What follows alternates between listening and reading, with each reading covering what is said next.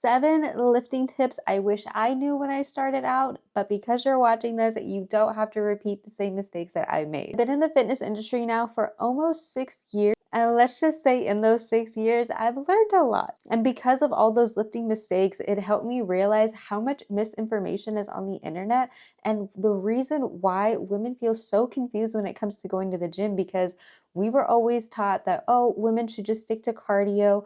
Women shouldn't build muscle. Muscle doesn't look good on women. That was the type of environment that I was raised around. So of course, the thought of gaining weight, the thought of lifting heavy, the thought of going into the weight section where it is just filled with men, it was just intimidating. So that brings me to lifting tips that I wish I knew, which is handling gym anxiety. The first thing I need you to understand that no one cares what you do at the gym unless you are harming somebody else's safety or someone sees that you're about to harm your own safety. That is the only time people are ever going to step in. People are just so focused on themselves that they just don't care what you're doing. And I know you probably don't believe me because your fear still stems around the whole idea of, what if someone's watching you? What if someone's judging your form? I know, I've been there. So here are the things that help me. So maybe it's just being a woman in the gym, not seeing enough women in the gym around the time that I would go, which would used to be around 6 in the morning, to prevent anybody from even talking to you. I found that wearing over-the-head headphones helps so much from someone trying to talk to you. When it comes to just wearing like AirPods, it's so easy to like remove, like it's easier access. But when someone sees over the head headphones, they're less likely to talk to you. And if you have noise cancellation headphones, that's even bigger bonus points, because the noise cancellation, it literally will cancel out everything around you. Because I think what also contributes to the anxiety is that you can hear everything around you. You hear somebody on the one side of the gym grunting. You hear somebody on the other side having this loud conversation that you just can't focus on your own thoughts. You might see like a group of friends just talking to each other and it's just distracting you. Like clearly there are 20 different things going on around you, but if you can just noise cancel it out, you'll be so much more surprised how much these noises were actually affecting your concentration. And when you hear other people talking around you, that's what kind of also stems up the fear that, oh, they must be talking about me. Oh, I know they're watching me. But in reality, like they're really not. The one that I use, it is going to be a little bit of an investment, but I've had it for almost a year now and they are so worth it. But I use the Apple AirPod Max. Honestly, the best investment I ever made. They are really good on battery. Like literally, if you forgot to charge your AirPod Maxes one day, you can just plug it in for like 5-10 minutes and you already have enough charge to get you through a 2-hour workout session. The noise cancellation on it is so fantastic and it doesn't hurt my ears, because I don't know about anybody else, but whenever I have noise cancellation on for too long, it starts to irritate my ears and I don't know, it makes it kind of hurt. But I find with these, I can wear it easily for like 2+ hours and I don't have that issue. And it's not just me being in the gym, I also use it when I'm at the coffee shop, when I'm trying to get work done, and I've never had an issue. My only downside to these headphones is that if you're trying to do any laying down movements, things like, you know, like bench pressing, or if you're trying to do any ab workouts from the floor, that is the only time I don't like it, because they do slide off. But I found that if you wear like a headband and have it cover around your ears, then it's more likely to stay. But I know in the summertime that's not exactly like ideal. But that's one thing that really helped me with my gym anxiety, is getting over the head headphones. The next thing that helped me with gym anxiety, where anxiety even comes from, it comes from lack of confidence. It comes from not being confident in what you're doing. It's not believing in the things that you are doing that's going to help you get to where you want to be. So when it comes to gym anxiety, you gotta come in with a plan. You can't just rely on winging it. You can't just look up a random influencer's workout and think, that's the one I'm going to do today. And then if you didn't do it for the next day, that's where it all gets jumbled. You have to be on the same training split for at least 4 weeks. And in this training split, you want to get familiar around all the equipment around you. What I like to do is I like to find one area of the gym where I can oversee everything. This is where I'm going to warm up, because then mentally I'm taking note of where all the machines are in the gym. If I know it's going to be a leg day, I'm going to look for every single leg machine. If I know it's an upper body day, I'm going to look at my phone or my notebook, wherever I write down my workout. Typically I use an app, but however you do it, you're going to look it up, see what you're going to do, and then just scope out the gym to find out where all these things are. Once you've taken mental note of where everything is, that's when the anxiety kind of lessens, because then you can kind of map out a plan in your head. Like, okay, I'm going to do bench press. I see 4 bench presses right there, 3 of them are taken. I know I can grab that one. If you see them all taken, you know that you could just wait 10 to 15 more minutes while you're warming up to go grab one. Another tip on gym anxiety, this is my last one on this, just prepare in advance. If you're gonna go to the gym early in the morning, you better make sure that your bag is packed the night before, meaning you have your outfit laid out, your post-workout meal ready to go in the fridge. If you come home to shower, then make sure you have your clothes laid out for the workday. Being prepared is going to help you so much with all these thoughts in your head of like, I still need to go home and do this, I still need to go home and do that, or I still need to go do this. Like, it takes away the idea of having tasks to do, because the less tasks that you have to do, the more likely you're going to get it done, because it puts less stress and worry on yourself. So those are my tips surrounding gym anxiety. My tip number 2, focusing on form over weight. And I know you're probably like, Deb, but I think so many of you are so stuck in that. And I was stuck in that for at least a year lifting style, because when you start at the gym, there's something called newbie gains. Newbie gains are something that happens when you just start out at the gym. You tend to build muscle really, really fast. So your strength goes up, you lose fat a lot more quicker. Like, it's a great space to be in. But after about 6 to 8 weeks, this phenomenon actually goes down. So I was just obsessed with hitting these numbers because I was still in my newbie gains. And when I would hit certain numbers, it was exciting, it was fun. And then once that time went away, I would get so mad at myself as to why I could no longer hit those numbers. So then I would try every single session to try and hit those numbers again, and it wouldn't work. And my form was just always never good. Like, I never really recorded my workouts, so I couldn't tell you how bad they were. But from the few that I have, yeah, they were good. If you're not lifting with proper form, you are more likely to get injured. You're just not working out the muscles in the best way that you can be. So my best advice is for one to start recording yourself. I know that's not the most comfortable thing to do, but that's the only way you're gonna see what you're doing wrong. And it doesn't even have to be like a tripod or anything. You could just literally take your water bottle, put it against your phone, and just have it record. It could be at the most unflattering angles, but the idea is that you're just trying to look at your form. Have a bunch of trusted or credible sources to compare your form to. This could be like 1 or 2 YouTube influencers. This could be a coach that you look up to, but then compare your form to that person's and see what is not looking the same, what can be improved. And especially if you're experiencing pain or discomfort while performing an exercise, that's also not normal, and that's a sign that your form probably isn't good. But this doesn't always mean that as the case. For example, with Romanian deadlifts, a lot of people will complain about having back pain, like lower back pain, but here's the kicker. Romanian deadlifts do work your lower back muscles as well as your hamstrings, your glutes, and even a little bit of quads. So there's a good chance that your back actually doesn't hurt. It's probably just being worked, or you've never worked your lower back muscles before and it's feeling unfamiliar. But for something, let's say like hip thrust, you shouldn't feel any back pain in that because it is purely just your glutes working. So anytime that there's just a weird pain happening, that's when you know you should probably record your lifts and look back and see what could be going wrong. My tip number 3 goes into workout, but stop trying to do isolation movements over compound movements. Compound movements are exercises that work your multiple muscle groups at the same time. So these are things like deadlifts, bench press, Romanian deadlifts, squats should make up the core of your routine. The reason being is that because you're working multiple muscle groups at the same time, you less have stress on the fact that you need to work those muscle groups with isolations. So instead of doing 3 different variations of the glute kickback, probably just program in something like a Romanian deadlift and then 1 glute isolation after that. The idea is that you're not doing 20 plus exercises per session, because for one, that's just a waste of time. It's a waste of energy. That's how you're gonna burn out.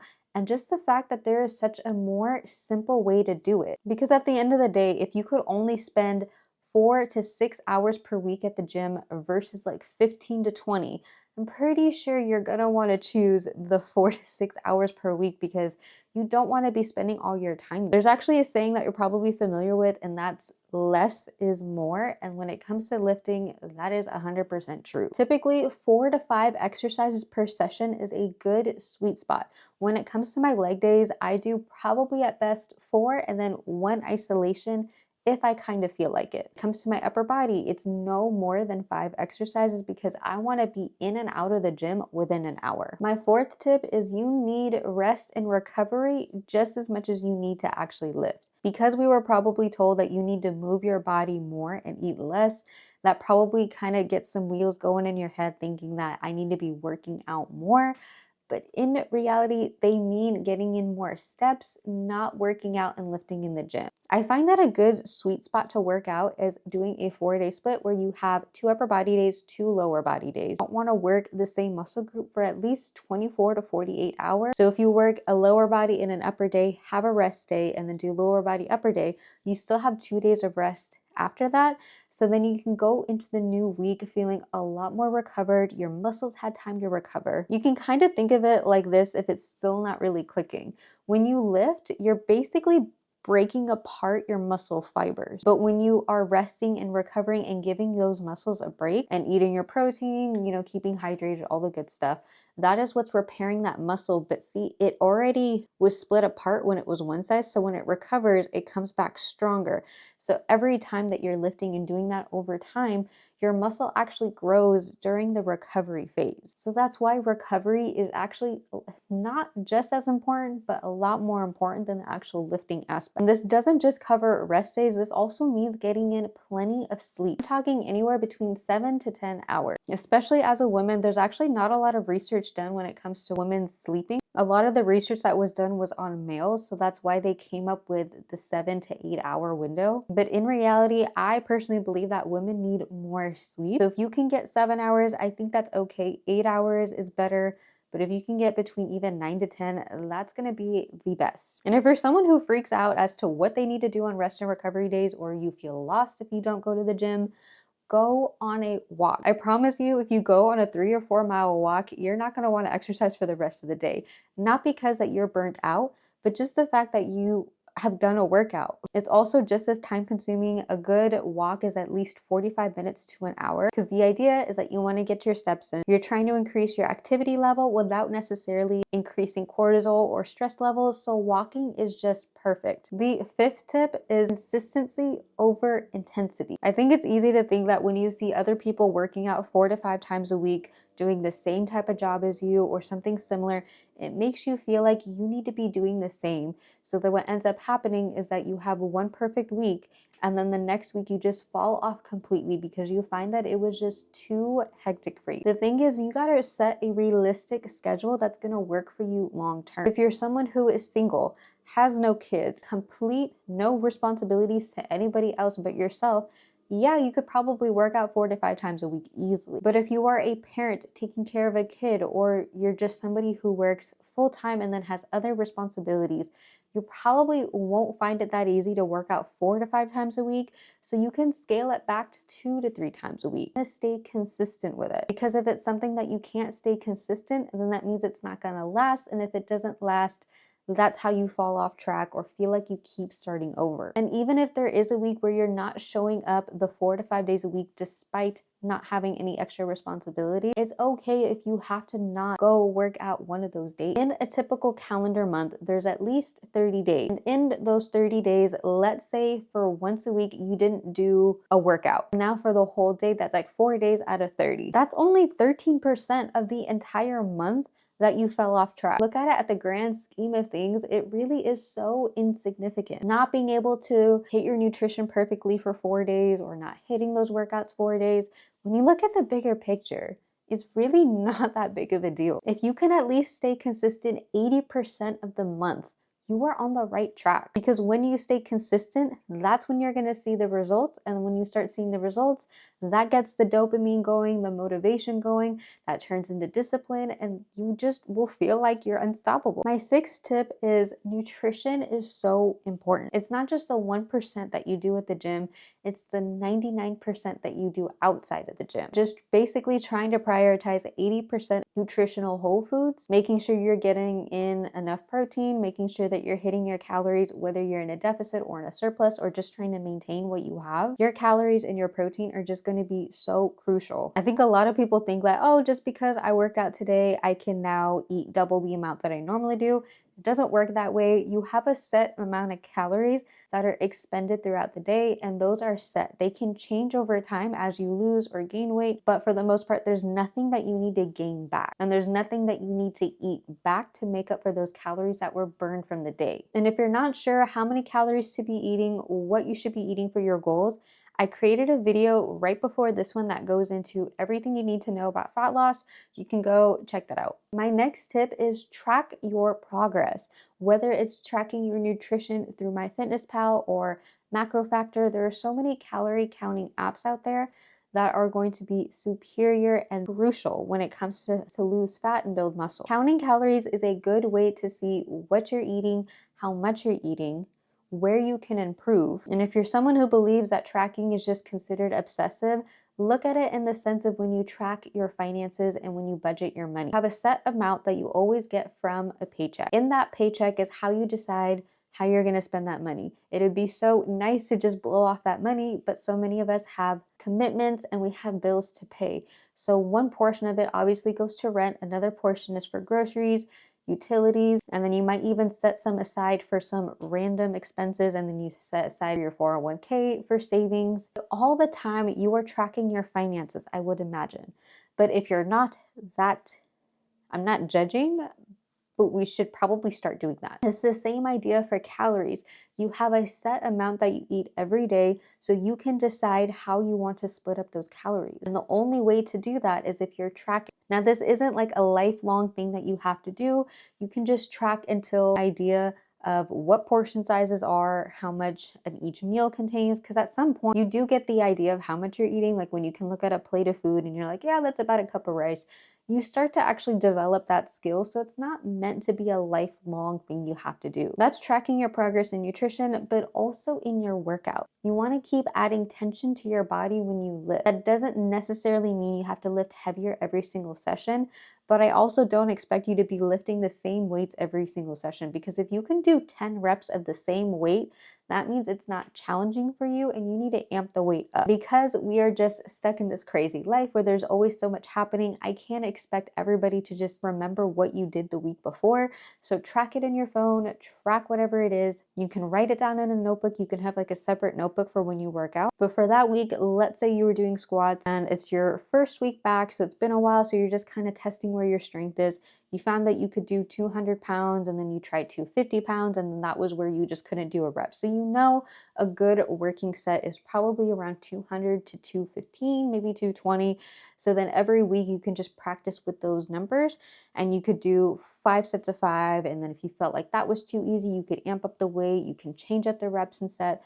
This is where progressive overload comes in. But it's also why it's so important to track, because if you did 200 pounds, 5 sets of 5, and then the next week comes and then you look back at your notes and then you think, oh, that was actually kind of easy. I think we can make it a little bit more challenging. So you add 5 to 10 pounds on that.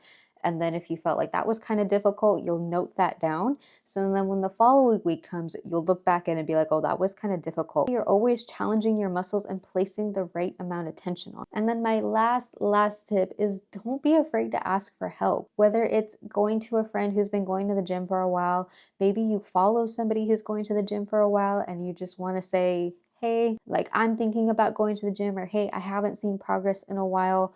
What could I be doing wrong? You could even get a coach. If it is a coach, I highly recommend a coach, because at the end of the day, you're always trading either time or money. And when you start trading in both, that's when the frustration is going to set in. At least with the coach, you are paying for their knowledge so they can save you time of all this trial and error. So if there's things that you're unsure about, like your form, your nutrition, or if you're just not sure what life is like if you were to hire a personal trainer, just even joining a gym, finding out which gym is going to work best for you and your goals, asking for help can make the biggest difference. And if you are somebody who's new to the whole tracking, lifting, all of that, I do have a free 10-page ebook that you can access in the link below into the description, and you can access it for free. But these are my 7 biggest lifting lessons that I wish I knew when I first started. If you have any tips or lessons that you want to share, feel free to drop it in the comments so we can have a whole thread going of just lifting lessons that we're going to help everybody. And as always, if you enjoyed this video, make sure you like and make sure you subscribe, and I'll see you next time.